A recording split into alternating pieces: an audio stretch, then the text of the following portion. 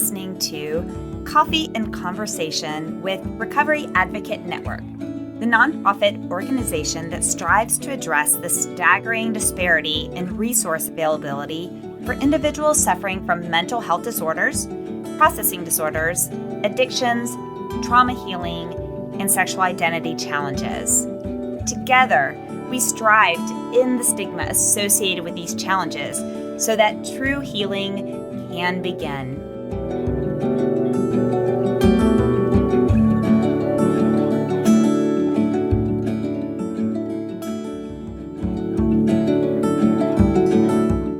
Welcome back to Coffee and Conversations Between the Lines Blog Club series. This is episode number 46, where Joshua Young will read his blog post entitled Finding My Way Back, A Journey Through Alcoholism Recovery. Between the Lines episodes are written by guests who prefer to use their written voice instead of their interview voice to share their stories.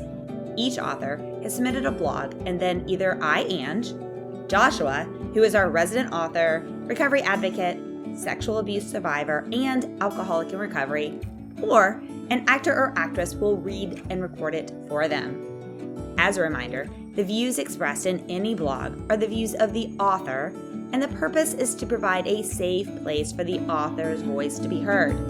So, what are we waiting for? Fill up your coffee, sit back, and let's get started. Today, I'm proudly standing at 1,700 days sober. A milestone that once seemed distant and unreachable. The journey here, however, was far from straightforward. It was a path fraught with fear, uncertainty, and the immense challenge of confronting my alcoholism head-on. Sharing this story is not just an act of reflection. It's an offering of hope to those who might see their struggles mirrored in mine. The decision to seek help for my alcoholism was one of the most daunting challenges I ever faced. For the longest time, I was paralyzed by a cocktail of fears and doubts. How do you reach out for help when you don't even know where to begin? Who can you trust with such a vulnerable part of yourself? The financial aspect was a looming giant. How much would treatment cost? How could I afford it? Would my insurance cover it? Beyond the practical concerns, the stigma associated with alcoholism haunted me. What would people think of me? How would my employer react? Would I even have a job to return to? The fear of judgment, of being perceived as weak or flawed, was a constant shadow, chilling and long. I was acutely aware that what worked for one person in their journey to sobriety might not work for me. Our battles, though shared in theme, are deeply personal in their experience. I'd heard the horror stories, the grueling battle with withdrawals, the cold clinical environments of some treatment centers, and the feeling of being just another statistic in the fight against addiction. The fear of these unknowns was so overpowering that it seduced me into believing I could conquer my addiction alone. After all, facing the known demon of alcoholism on familiar turf seemed less intimidating than venturing into the uncertain abyss of recovery. Attempting to conquer alcoholism on my own was like trying to hold back the ocean with a broom. No matter how hard I tried, I could not control my need for alcohol. Each failed attempt was a blow to my already fragile self-esteem. I felt trapped in a cycle of failure, each day losing a little more hope than the last. It was during one of those low points that I finally understood the true nature of addiction. It wasn't a lack of willpower. It was a disease. And like any disease, it required professional help to overcome. The turning point came when I finally mustered the courage to reach out to someone I knew in the recovery space. It was a step that required swallowing my pride and confronting my fears head on. This individual became my beacon of hope, a guide who had navigated the treacherous waters of addiction and came out on the other side. They understood the importance of finding a treatment facility that catered to my individual needs, one that approached recovery with compassion, understanding, and personalized care. With their help, I found a place where I felt seen, heard, and most importantly, understood.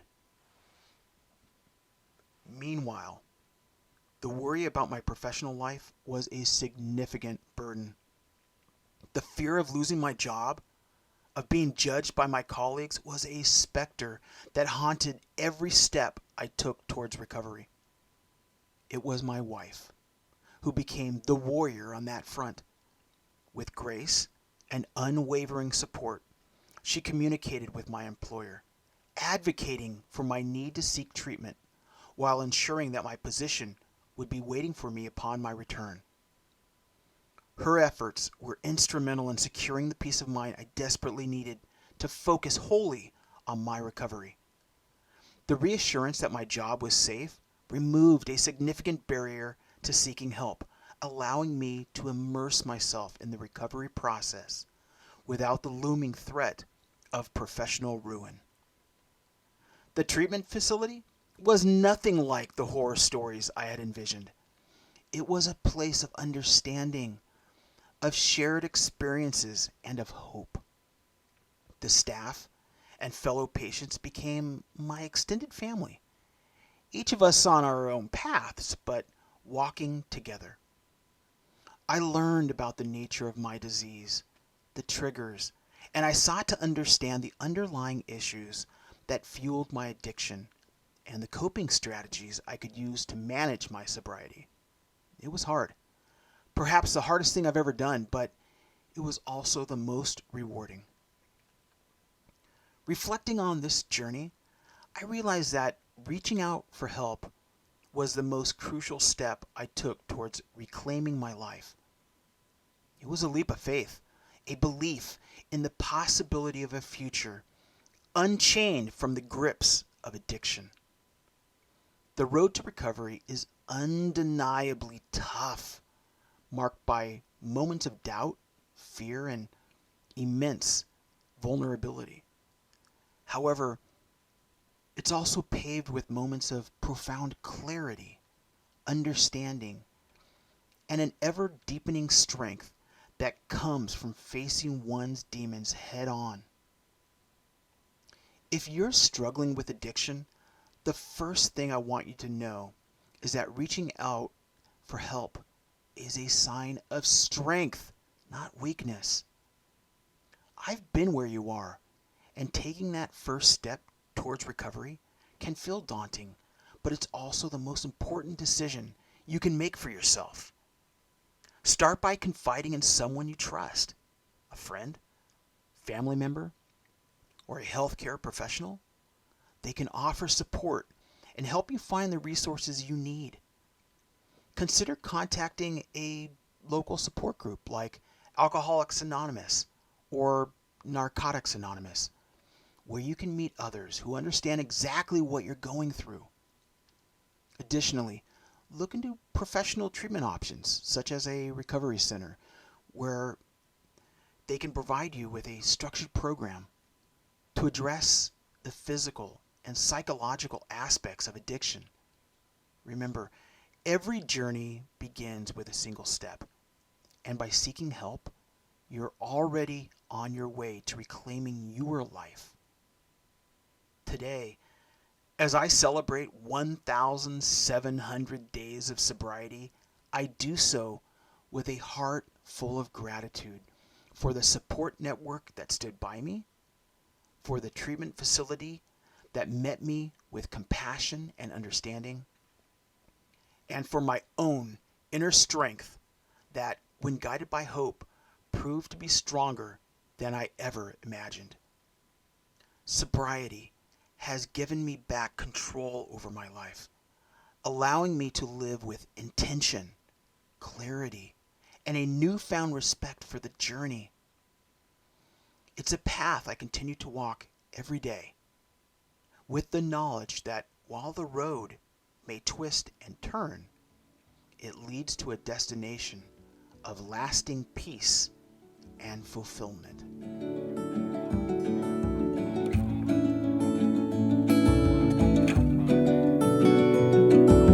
Thank you for joining us today with your coffee and conversation. We hope you've been encouraged and learned something from today's story. To learn more about today's guest, please check out our show notes for more details. Now it's time to remember to like this episode, subscribe, and turn on your notifications to ensure you do not miss future episodes. Recovery Advocate Network envisions a world where individuals with mental health challenges receive comprehensive and effective treatment without the worry of financial burdens to themselves or their families, all without the stigmas often present in society. We are proud that every individual working with RAN does so on a 100% volunteer basis. You can support the mission by making a financial donation via PayPal or Venmo, or email donate@recoveryadvocatenetwork.org if you would like to donate items for our next fundraising auction. Please visit our website at www.recoveryadvocatenetwork.org to learn more. Now, stay in the loop about upcoming events, future episodes, and more by following us on Facebook, Instagram, Twitter X, TikTok, LinkedIn, and all major podcast platforms. As a reminder, the experiences and advice expressed in this episode are the host and guest's own personal stories and do not represent the opinions of any organization mentioned. RAN is passionate about opening the doors for all voices and experiences, not just those expressed in any particular podcast. If you want to share your experiences or expertise, we encourage you to be a future guest by emailing us at podcast@recoveryadvocatenetwork.org or submit a blog by emailing blog@recoveryadvocatenetwork.org. We also encourage you to comment on the episode so that we can continue to provide content that is most beneficial to the community. How do you do that? Visit our website at www.recoveryadvocatenetwork.org, and in the top right corner, click that comment button and comment. So listeners, what do you need to do? Pause what you're doing, subscribe, follow us. Please give us a like and a 5-star rating, write some meaningful comments, and most importantly, share these episodes with your friends. You never know whose heart you will touch, so please be a part of a reason someone has new hope today. If this episode was triggering to you, we encourage you to contact your support system, therapist, national and community support groups, the Global Crisis Text Line by texting 741-741, and/or if in the U.S., dialing 988 to reach the Suicide and Crisis Lifeline. If you're in the U.S. and need additional resources such as shelter, support group resources, transportation, food, and/or a safe, confidential path out of physical or emotional domestic abuse, please call 211 or visit www.211info.org for assistance. Now, we know you are very busy, and we are grateful that you said yes to sharing time with us today. If you stuck to our 3 C's of engagement and listened to the full episode, then visit the podcast section of our website and leave the comment about the podcast, and you'll be entered to win an autographed copy of one of the books from one of our book club series, as well as a coffee and conversation coffee mug. So thanks again. Until next time, back to your coffee.